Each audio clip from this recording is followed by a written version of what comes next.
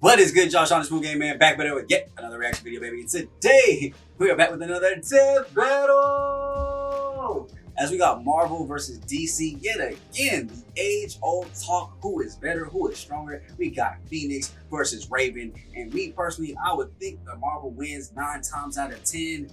But this is the 1 time out of 10 I'm rocking with DC. Give me Raven in this fight. You guys go ahead and let your early predictions be known. Of course, we're going to cut out the backstory. Like, I will be chopping this up for copyright reasons. We'll chop out the backstory, focus in on the, what's it called? The attributes, like what they do good. So we can make an informed decision before the fight, and then we'll show the fight. So, hope you guys are ready to go to rock with it. Remember to like, comment, and subscribe. If you're brand new to the family, road to 5K. Keep pushing, keep rolling for it.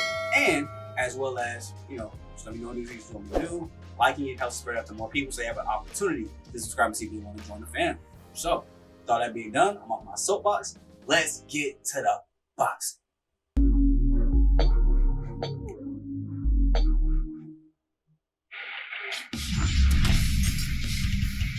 Jean Grey, the marvelous Phoenix of the X-Men. Raven, the Azarathian demon witch of the Teen Titans. If absolute power corrupts absolutely, in our quest to contain the beast within, we may well be consumed by... Bird battle time! Raka! He's Wiz and I'm Boomstick. And it's our job to analyze their weapons, armor, and skills to find out who would win a death battle. Remember, we're skipping the backstory, so y'all might see a little jump cut here. I had to pause it for the copyright. Now let's move forward. He can read and control thoughts, communicate telepathically, rewrite and erase memories, manipulate each one of your senses, and project her mind into the astral plane. Jean is also an expert telekinetic, capable of forming energy barriers, deconstructing giant machines, and even halting the blood flow to your brain. Starting to feel like the guy with big hands who can climb good is a little out of place, but Jean's life would change. I'm about to say, like, I mean, I know I said I was going to Team Raven. I'm going to stick with my decision, but dang. If she can stop blood flow to the brain with her mind, how does anybody lose?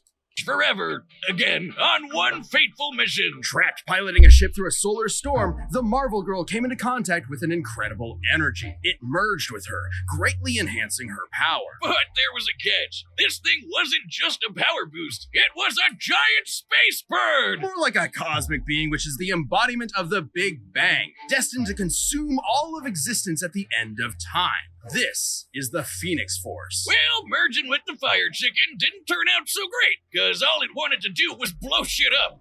Hey, why don't I get a Phoenix Force? That sounds awesome. The Phoenix Force desires destruction. Its fire will one day consume all of existence. That's its purpose. Unfortunately, this need for annihilation would prove too much for Jean, manipulating and corrupting her until a thoughtless moment where she obliterated an entire civilized planet. Billions of lives simply erased. This was the dawn of the Dark Phoenix. Yeah, when Jean figured out what happened, she was not okay. No matter how hard she tried to kill the Phoenix's influence, it would always rise back up. Good, because it's a Phoenix. And so, rather than allow this absolute power to consume her, Jean heroically sacrificed herself, ending the threat. Ah, what a beautifully tragic story about the corrupting influence. So I guess we're about to hear about exactly how the Phoenix rose again and somebody else. Ain't no way you better just take that thing out just like with a little suicide attempt. Like, nah, that thing coming back, but to take out a whole planet, billions. All right, Ray, you got your work cut out for you though. Of power on the human spirit. Not really. Turns out that wasn't actually Jean. The Phoenix was just kind of pretending to be her. She came back later. Oh, and she merged with the Phoenix again. Well, that's stupid. But hey, absolute power may corrupt absolutely, but it also absolutely owns. As the Phoenix, Jean can channel vast amounts of cosmic energy, absorb power from others, manipulate matter down to the subatomic level, and even scorch your soul with psionic flames. Flames that take the shape of the Phoenix itself, grow to the size of a universe, and burn hotter than a supernova. The Phoenix can basically do anything. Stop time, open portals, see the future, raise the dead, and create pocket realities just for fun. She can fly at massively faster than light speeds and wage mental battles across infinite distances in seconds. El Pollo Loco even boosted Jean's natural mutant abilities to the max. She's physically strong enough to fight the Thing, and she's a stronger telepath than Moondragon was with the Mind Gem. You know, the Infinity Gauntlet bling that controls all minds in the universe? And should Jean fall, the Phoenix can always resurrect her. So long as her soul remains intact, it will reform her body no matter how many times it's destroyed. Which is good, since she's died literally 15 times. As of this recording, at least. She probably... Imagine just being able to be... I would do so much reckless stuff if I just knew I would just be revived back. died again in 2024.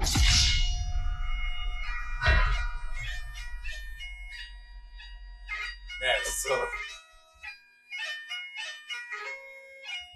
But hey, when Jean's not around, the Phoenix has jumped into other people. Rachel Gray, Hope Summers, Firehair. It's got a thing for redheads. Oh, do you think it was a bad idea to have Jocelyn study it? I demand a raise! Nah, she's fine. Well, even with plenty of hosts to choose from, the Phoenix would often end up back with Jean. Like a clingy, codependent ex. While Jean might be stuck in a kind of love Ouroboros with Scott, Logan, Emma, basically everyone, her true bestie is the Phoenix. Because according to the Phoenix Force, she is its perfect vessel. The Phoenix is powerful enough to stalemate Galactus and defeat the being Necrom, who was going to collapse the multiverse into a singularity. With Old Man Logan as its host, the Phoenix saved the entire Omniverse from destruction. Yeah, basically the embodiment of the previous multiverse got mad and tried to flood reality with his evil juices. So, Old Man Phoenix held back a tsunami that would have erased all of Marvel Comics. Let's move on.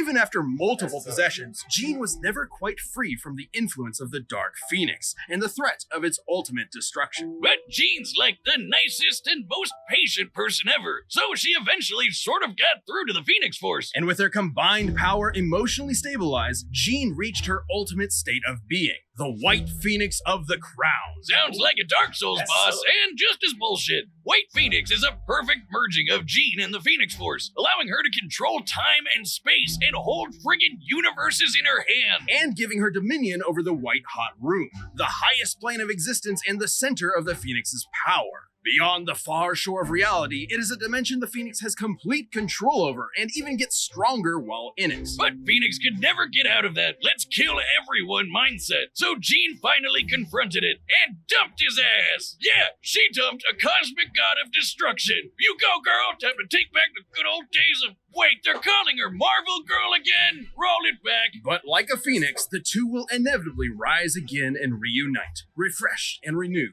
with a passion that can melt stars and set our souls aflame. Look at them trying to take a Demon Slayer line. Always trying to steal from anime. No, I just want... Shout out my boy Rengoku, though. R.I.P. Her telepathy is so strong, she could resist a mental attack from the Hive Queen, whose psionic abilities could overpower even Superman's mental defenses. God, I could use that some nights. And he can resist mind control from dudes who can destroy the multiverse. Seems like she's got this emotion shit locked down. What's the problem? Her very soul. While her body is ostensibly human, her soul is the locus for Trigon's corruption, and she can separate it from her own body in the form of her silhouette. It's a bird! It's a plane!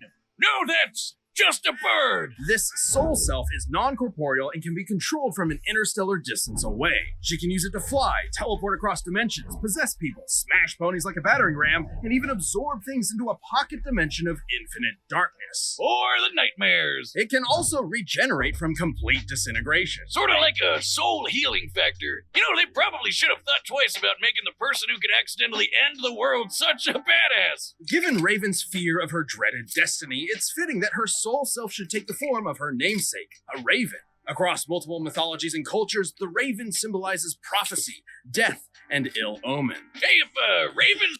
I thought a crow was death. I mean, hey, maybe it's the same thing, low key, but I don't know. Like, they look like they're telepathic stuff, like they mind reading stuff, like they mentals might be on the same playing field right now. Raven might be able to be good. We might be able to keep our pick at Raven. Bad news. What about gooses? You wanna fight me, motherfuckers? Bring it, I'll nibble you. Hey, what he said? I'll nibble your eyes out. I'll nibble you. See ya. Well, I ain't afraid of nobody nibbling me. Suckers! Okay, bye. Oh, right. They symbolize assholes. Upon turning 18, Raven feared Trigon's growing presence and went to Earth to form a super team capable of combating him. Screw you, Satan!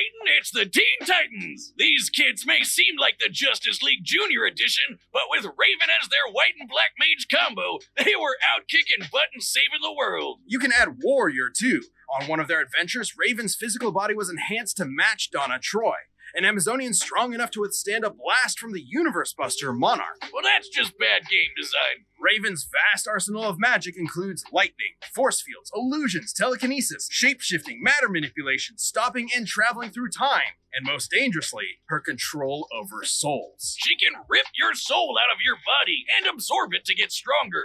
Even controlling a universe full of souls all at once is no big deal. And should someone attempt to possess her, she can tether their soul to hers, absorbing them. Like in a possible future timeline where she did just that to the 4 horsemen of the apocalypse. She got strong enough to destroy all of creation. She was called the Unkindness, which is actually the term for a group of ravens. Neat. All of these powers made her an incredible asset for the Titans. No longer alone in Azarath, awaiting inevitable doom, Raven found a new home with new friends. And a potential green-skinned love interest that DC is too cowardly to commit to. Come on, guys. We all ship it. Alongside I mean, yeah, they were meeting each other in the show. Obviously, you don't want to do it in Teen Titans when it's like a little kid show, Cartoon Network. But now that we own the comics and the movies, let's go ahead and just get it done. At Raven, the Titans have defeated the Church of Blood, the alien conqueror Mongol, and the Brotherhood of Evil. However, the more Raven used her powers, the more Trigon's influence grew, unleashing a frightening transformation. Dark Raven. Yeah, you can throw empathy out the window. As Dark Raven, she's a force of pure destruction. A perfect vanguard for her pop's hellish army. Like in the New 52 era, where she led Trigon's forces, conquering worlds for, quote, an eternity. Even destroying her body won't do much. She'll just keep fighting as a messed up demon ghost. But the Titans were not fair-weather friends. With their love and support, Raven overcame her dark side and purified her soul to battle her all-powerful father. We've been talking around him for a while, but Trigon is one of the biggest, baddest mother effers in DC Comics. Literally, evil personified. He's wiped out the Justice League with no effort, including our old pal, pre-crisis Superman. The same Superman who flew so fast he broke the bonds of infinity. Trigon's destroyed entire universes, matched the fifth-dimensional imp Mr. Mxyzptlk, and even killed Dr. Fate in an alternate dimension. The same Dr. Fate who flew across reality at the velocity of God. Yeah, he's pretty strong, but so is Raven. You see, Raven was raised as a pacifist, afraid that if she let loose her father's powers would kill everyone she loved. But in truth, Raven's power never belonged to her father in the first place. It was hers, and Trigon had no idea how strong his daughter really was. With the Rings of Azar, Raven bonded with Azarath to overpower Trigon and destroy his soul. Even though her body got nuked in the process, she just kept superheroing without it. That's right, as a ghost! But even without her father's direct influence, Raven's incredible power continued to prove impressive. Like the time she fought the Spectre, an unbound angel of wrath whose conflicts often threaten all of reality. Long have the legends of old proclaimed the awesome might of the Goth GF, but I never knew they were true until this day, Wizard. Okay. Portents of Doom are nothing new for this shadow-clad sorceress. With her teammates at her side, there's no future this Titan can't overcome. I chose Wix. No, I'm not playing that ad. They ain't picked me. But all right, so I don't know. They made it seem like it was real team heavy while she was strong. But to be able to beat somebody like Trigon that is that powerful, they said she beat. I don't think they gave Phoenix that kind of scale. I think this is close. I don't know. Some of the stuff they were saying about Phoenix scares me. But if I'm gonna rock with an L, I'm gonna rock with an L going out with Raven. So let's go ahead. We're going with Raven, solidifying it. Let your comments and predictions, if it has changed, let it be re-known down in the description or the comments. And let's go and get into this death battle. Let's get it. Come on, now, so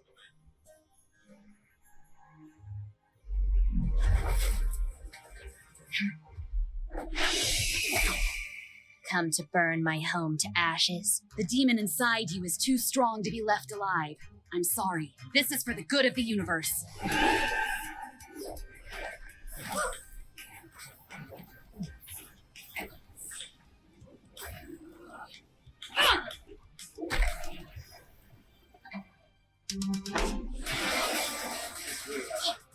Azarath Metrion Zinthos!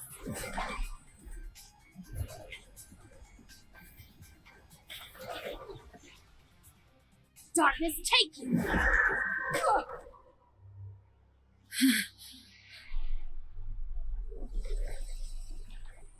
What's the matter? Afraid of the dark?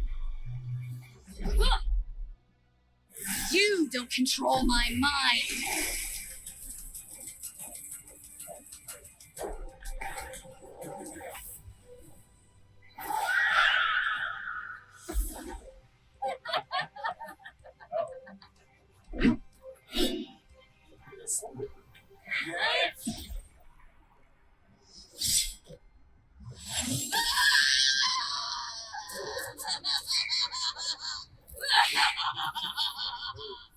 It's too late for you now!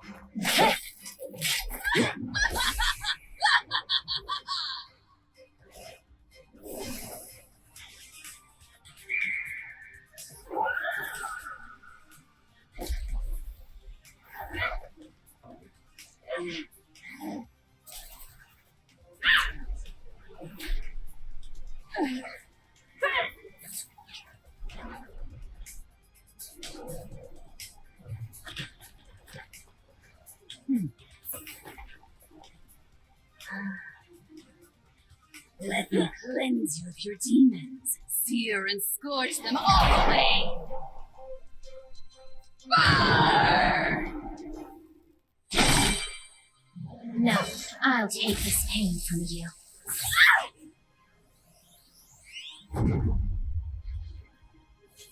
Enough! I'm taking everything that twisted you to somewhere white, hot, pure!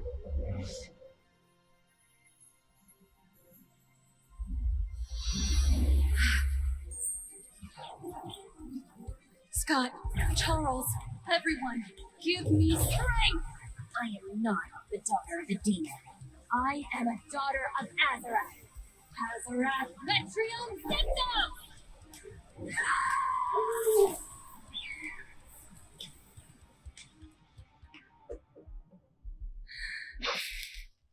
Is that a dog? Are we? Is that a dog? I'm home. It's a dog. KO! You know, Let's go. That's a dubski.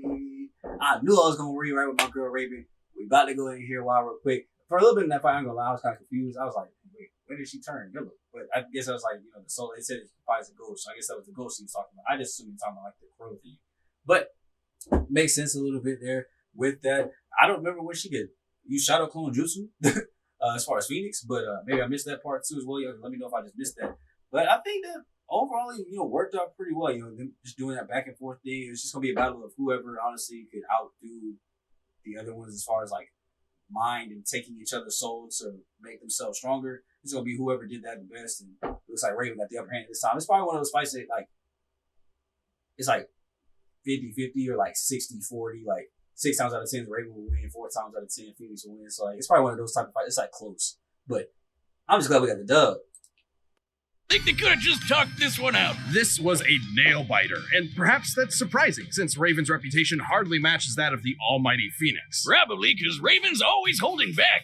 When she does it, you don't have to dig too deep to see that these two are evenly matched in power. The Phoenix Force was strong enough to hold back the destruction of all creation, but Raven had multiple showings of battling similarly powerful characters like Trigon and the Spectre, and both could compete with speeds exceeding infinity. Sure, Jean got a power boost in the White Hot Room, but that didn't make her invincible. The Phoenix has been overpowered there before, like by this big green cat.